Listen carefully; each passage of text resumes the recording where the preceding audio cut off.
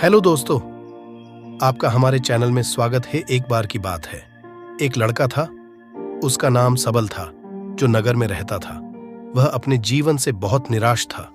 उनकी निराशा का कारण यह था कि वह अब तक अपने जीवन में कुछ नहीं कर रहा था। उसके माता पिता उसे ताने मारते थे कि आपके सभी मित्र कुछ न कुछ कर रहे हैं, लेकिन आप अभी भी घर बैठे हैं। दोस्तों के बीच भी अक्सर उनका मजाक उड़ाया जाता था। वह कहीं जाता तो लोग उससे पूछते कि आप क्या कर रहे हैं। उसे यह बताने में भी शर्म आ रही थी। वह कुछ नहीं कर रहा था। धीरे धीरे उसने रिश्तेदारों से मिलना जुलना कम कर दिया और लोगों से मिलना भी बंद कर दिया। वह ज्यादातर समय घर पर ही रहता है। वह अकेला रोता है और भगवान को कोसता है और अपनी किस्मत को दोष देता है। अब उसे अपना जीवन बोझ लगने लगा था। कभी कभी वह सोचता कि कब वह कुछ करने के योग्य बनेगा, और फिर वह सोचता कि जिंदा रहने से अच्छा मर जाना है। एक दिन वह अपने नगर की एक गली से गुजर रहा था। तभी उसने देखा कि एक उपदेशक दुख और परेशानियों पर उपदेश दे रहा है। वह भी उसी भीड़ में सबसे पीछे बैठ गया और गुरु के प्रवचन सुनने लगा। उपदेशक कह रहा था, दुख एक शिक्षक की तरह है जो हमें जीवन की सच्चाई दिखाता है और हमें जीने का सही तरीका सिखाता है। आप चाहें तो जिंदगी जीना भी सीख सकते हैं। गुरुजी उपदेश दे रहे थे कि तुम चाहो तो कुछ भी हासिल कर सकते हो, और अगर चाहो तो एक कोने में बैठकर रो सकते हो। इन सभी बातों को सबल ध्यान से सुन रहा था, लेकिन शिक्षक की यह बातें पसंद नहीं आई। उसने खड़े होकर कहा कि कुछ भी सिखाने से दुख खुद दूर नहीं होता। इसमें केवल दर्द होता है। दुख की पीड़ा अनंत है। ऐसा लगता है कि इसके बाद कुछ होने वाला नहीं है। इससे कुछ भी फर्क नहीं पड़ता है। इसके सामने तो मौत भी छोटी लगती है। उपदेशक ने कहा, फिर तुम्हारा दुख क्या है? सबल ने उसके सामने अपनी सारी व्यथा सुनाई और पूछा, मेरे दुख का कोई उपाय है तुम्हारे पास? यह सुनकर शिक्षक मुस्कुराए और बोले, तुम उस दिन मेरे पास आओ जब आपके जीवन में वास्तविक दर्द हो।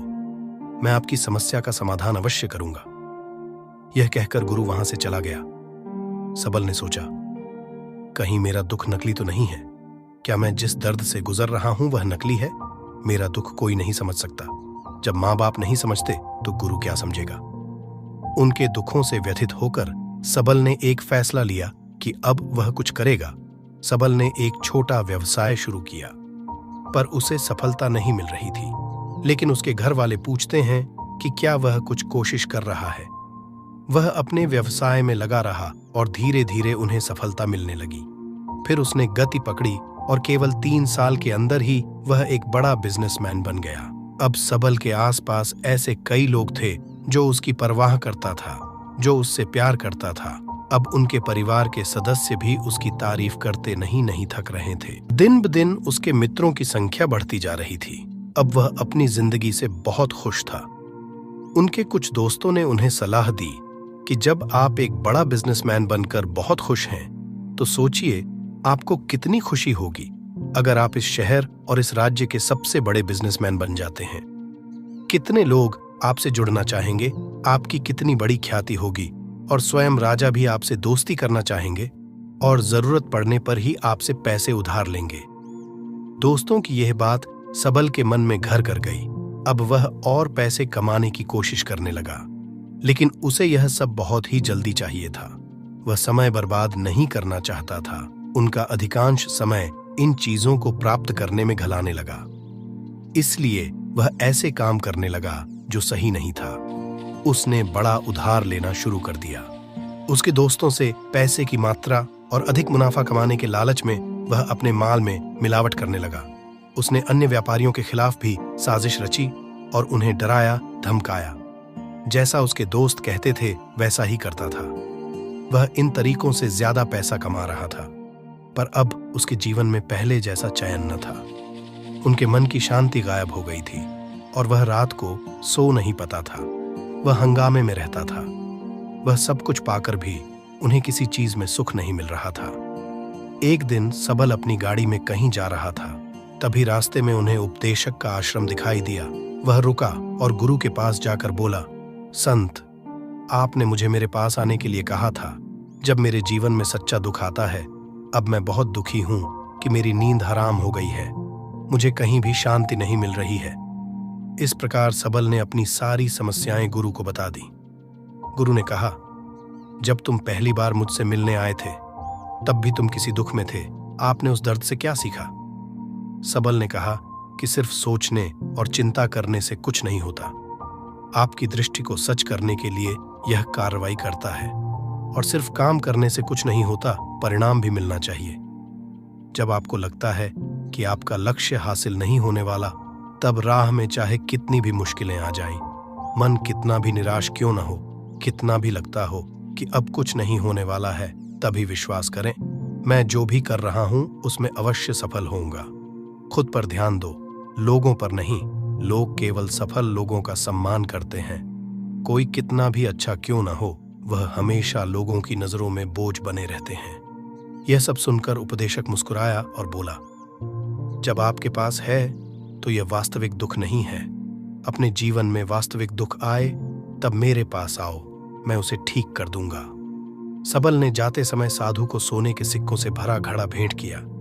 घड़े को देखकर गुरु ने कहा कि यह मेरे किसी काम का नहीं है, उस पेड़ के नीचे गड्ढा खोदकर गाड़ दो।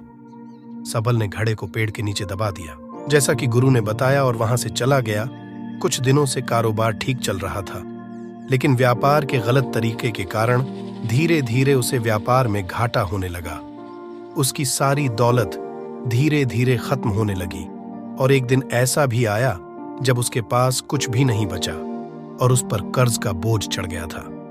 परंतु वह निश्चिंत था, क्योंकि उसने अपना सारा कर्ज अपने दोस्तों से लिया था। उसने सोचा कि उसके दोस्त बुरे वक्त में उनके साथ खड़े रहेंगे, लेकिन ऐसा कुछ नहीं हुआ। जैसे ही बुरा वक्त आया, दोस्त पहले उससे कर्ज मांगने लगे। अगर उसने कर्ज नहीं लौटाया, उन्होंने उसे जान से मारने की धमकी भी दी। उनके सभी शुभचिंतक और प्रियजन उससे दूर हो गए। उसके दोस्त जो उसके साथ मस्ती किया करते थे, अब उससे दूर भाग रहे थे।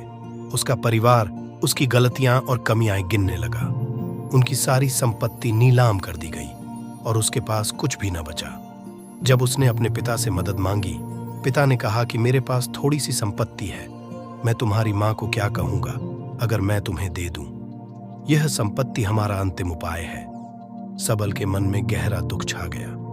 उसके आसपास कोई नहीं था जो उनके दुख को समझ सके, जो उसे संभाल सके। जनता के इस विश्वासघात के कारण वह अंदर से टूट चुका था। वह सोचने लगा कि अब जीने का क्या मतलब है, अब मौत ही मेरा सहारा है। वह आत्महत्या करने के लिए पहाड़ी पर जा रहा था। तब से उसे याद आया कि उस शिक्षक ने उससे कहा था, मेरे पास आओ जब तुम्हारे जीवन में वास्तविक दुख हो। सबल गुरु के पास गया और अपनी सारी व्यथा सुनाई, आंखों में आंसू लिए। उसने कहा, हे गुरुजी, मेरे दुख का निवारण कीजिए। गुरु ने कहा, जब जीवन में असली दुख होता है तब मेरे पास आ जाना, मैं इसे जरूर ठीक करूंगा। सबल ने कहा कि ये क्या हो रहा है, मेरी जिंदगी में अब भी दुख नहीं है, तो आखिर असली दुख क्या है? गुरुजी ने सबसे कहा कि पहले आप मुझे बताओ, आपने अपने दुख से क्या सीखा? सबल ने कहा कि मैंने वह सीखा, जो लोग हमारे जीवन में आते हैं वह हमारी सफलता और प्रगति के कारण वो हमें धोखा जरूर देंगे, क्योंकि बुरे समय में वे हमारे साथ नहीं खड़े होंगे। वे अच्छे समय में ही हमारा फायदा उठाएंगे और बुरे समय में हमें छोड़ देंगे। उन लोगों पर ही भरोसा करें जो हमारे बुरे समय में हमारे साथ खड़े रहते हैं। लेकिन ऐसे लोग बहुत कम होते हैं, लेकिन जिनके पास है उन्हें उनकी सराहना करनी चाहिए, उनका अपमान नहीं करना चाहिए। मैंने कभी भी किसी के खिलाफ साजिश नहीं रखना चाहिए। अपना काम ईमानदारी और धैर्य से करें और कभी लालची मत बनो। अपने सारे दुख दर्द और अनुभव बयां करने के बाद सबल गुरुजी के सामने आंखों में आंसू लिए बैठ गया। कुछ देर बाद साधु उठे और पेड़ के नीचे एक गड्ढा खोदा और घड़ा निकाल लिया, जो सोने के सिक्कों से भरा हुआ था। उसने सबल को देकर कहा, मेरे पास आओ जब तुम्हारे जीवन में वास्तविक दुख हो। सबल ने अपने शिक्षक को धन्यवाद दिया और उसे प्रणाम करके चला गया। उस पैसे से उन्होंने एक छोटा सा व्यवसाय शुरू किया। अब वह छोटा व्यापारी बनकर भी खुश है। उन्होंने पूरी लगन और ईमानदारी से कारोबार किया। जल्द ही वह अपने शहर का एक बड़ा व्यापारी बन गया। उनका जीवन सुख सुविधाओं से भरा हुआ था। लेकिन कोई कितना भी अच्छा क्यों ना हो, लेकिन जीवन में दुख आता है तो सबल के जीवन में भी दुख आते थे।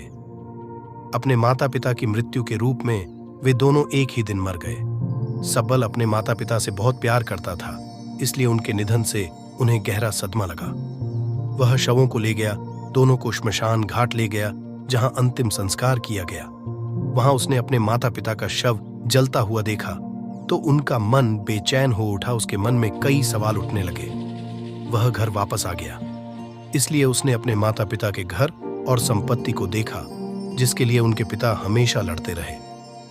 आज जो छूटा पड़ा है, जिन्होंने इसकी देखभाल की, इसके लिए लड़ने वाले इस दुनिया से चले गए। उसके पिता ने जो कुछ कमाया वह सब यहीं रह गया। एक दिन पहले तक उसके पिता मारपीट करते थे किसी के साथ उसकी संपत्ति के लिए। आज वो खुद इस दुनिया से चले गए। उसका मन ऐसे अनेक विचारों के बवंडर में था। वह अंदर से अकेला और डरा हुआ महसूस कर रहा था। वह खाली महसूस कर रहा था। उसे लगा कि कुछ है, वह समझ नहीं सका। इसलिए वह गुरु के पास गया। उसे देखकर गुरुजी ने कहा, क्या जीवन में कोई दुख है? सबल ने कहा, वैसे तो जीवन में कोई दुख नहीं है, सब कुछ अच्छा चल रहा है, लेकिन आज मेरे माता पिता का देहांत हो गया है। मैं इस घटना से बेहद दुखी और परेशान हूं। गुरुजी ने कहा, इसमें दुखी होने की क्या बात है? एक दिन सबके अपनों को मरना है। कोई न कभी जिया है और न कभी रहेगा। एक दिन तुझे भी मरना है। शायद तुम कल ही मर जाओगे, या आप आज भी मर सकते हो। सबल ने कहा, क्या कह रहे हो गुरु जी? मैं भी मर जाऊंगा, लेकिन मैं अभी जवान हूं। गुरु ने कहा कि सब जी रहे हैं इस भ्रम में कि मृत्यु केवल दूसरों को आती है, बड़ों के पास ही आती है। लेकिन जवान और बूढ़े मर जाते हैं, बच्चे मर जाते हैं। मौत का उम्र से कोई लेना देना नहीं है। यह सभी को प्रभावित करता है। मास्टर जी की ये बातें सबल के मन में घर कर गईं और वह चुपचाप चला गया। लेकिन उसका मन अभी भी बेचैन था। वह खाली महसूस कर रहा था। वह सारा दिन अपने बारे में ही सोचता रहा कि वह कौन है, वह इस दुनिया में क्यों आया है, क्या जीवन का लक्ष्य केवल चीजों को खाना और मरना है? ऐसे कई सवाल उसके दिमाग में लगातार उठ रहे थे, लेकिन उन्हें अपने किसी भी सवाल का जवाब नहीं मिल रहा था और उसका दुख दिन ब दिन बढ़ता ही जा रहा था। इसलिए कुछ दिन बाद वह फिर से गुरुजी के पास पहुंचा और बोला, हे स्वामी, मैं बहुत दुखी हूं, क्योंकि मैं यह नहीं जान पा रहा हूं कि मैं कौन हूं और मैं इस दुनिया में क्यों आया। यह सुनकर गुरुजी मुस्कुराए और बोले, आज आपके जीवन में पहली बार सच्चा दुख उत्पन्न हो, यह वास्तव में दुख कहलाने के लायक है। हम नहीं जानते कि हम कौन हैं, हम क्यों आए हैं, क्या करें, कैसे करना है। सबल ने अपने गुरु से कहा कि उसकी दुर्दशा दूर करो। गुरु ने कहा कि हम सभी इंसान हैं, जीवन भर संग्रह करते रहते हैं। सबल ने कहा कि सभी इंसान जीवन भर धन, सम्मान, परिवार, प्रतिष्ठा, मित्र, शत्रु आदि जमा करता है। गुरु ने पूछा, क्या हम एकत्रित की गई चीजों में से कुछ भी अपने साथ ले जा सकते हैं? सबल ने कहा, कोई भी इंसान अपने साथ कुछ भी नहीं ले जा सकता, वह सिर्फ अकेला ही जाता है। मेरे माता पिता भी अपने साथ कुछ भी नहीं लेकर गए। सब कुछ धन, संपत्ति, वैभव, सब कुछ यहां पर छोड़ कर गए। शिक्षक ने कहा, अब मेरी बात ध्यान से सुनो। इस संसार में हमें जो संग्रह करना चाहिए वह हम नहीं करते। चीजें हमारे सामने होती हैं, लेकिन हम उन्हें देखने की कोशिश नहीं करते। हमें इस दुनिया में जो कुछ भी इकट्ठा करना है वह हम खुद हैं। हमें खुद को जुटाना होगा ताकि जब हम मरें तो हम एकजुट हो सकें और खुद को पहचानने में सक्षम होने के लिए हम अंदर बंटे हुए हैं। हम प्यार, नफरत, गुस्सा, ईर्ष्या में बंटे हुए हैं। क्रूरता, धन, स्थिति, प्रतिष्ठा, सम्मान, पहचान, धर्म, जाति, सैकड़ों, हजारों ऐसी चीजों और इच्छाओं में हम विभाजित हैं और टुकड़ों में जीवन जी रहे हैं। इस विभाजन के कारण हमारी चेतना कभी एक नहीं हो सकती। हमारी चेतना शक्ति बिखरी हुई है, इसलिए हमारे पास इतना समय नहीं है, इतनी ऊर्जा नहीं कि हम मुड़ सकते हैं और अपने भीतर देख सकते हैं। वास्तव में धन, सम्मान और सुविधाओं का अभाव, लोग इसे दुख समझते हैं और जीवन भर के लिए जो दुख कहकर रोते रहते हैं